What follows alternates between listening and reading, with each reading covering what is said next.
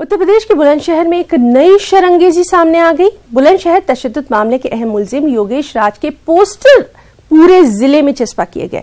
इन posters में मकर संक्रांति की मुबारकबाद पेश की गई। वाज़ेह रहे कि योगेश बजरंग दल का जिला कोऑर्डिनेटर है और इस वक्त योगेश राज बुलंदशहर जेल में बंद है।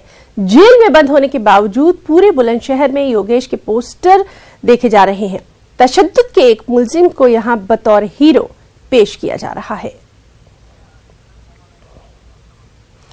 और चलिए रुख करेंगे बुलंदशहर का, जहां मौजूद है हमारे नुमाइंदे अली शरर।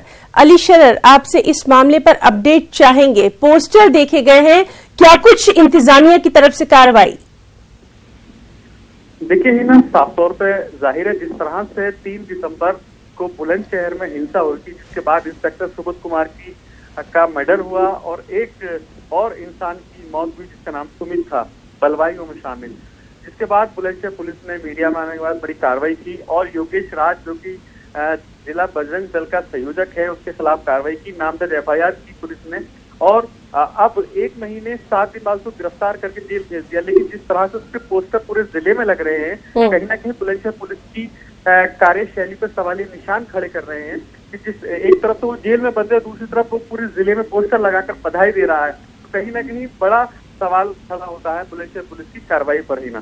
जी अली शरर, आपसे यही जानना चाह रहे हैं कि क्या एडमिनिस्ट्रेशन की तरफ से इस ताल्लुक से कुछ कार्रवाई की गई है, क्या कुछ बयान सामने आया है या अभी फिलहाल खामोशी?